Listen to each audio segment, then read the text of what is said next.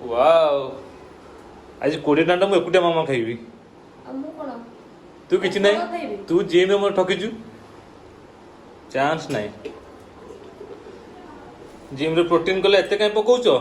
गोटे स्पून पका मु 1.5 स्पून पकैतिली पीला को 75% पी देला मते 25% दउची मते भोक लानी मु अंडा लेके खाए 20 टा अंडा सिझेई गिरी केतरो पुन कोछ खाइबो बोली তুমি রাক্ষস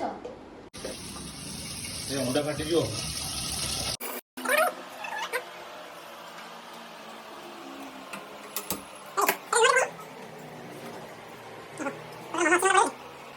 ओ फाइनल हम अंडा सिझी गला बे खाया पड़ी मामा आउ संभाली होनी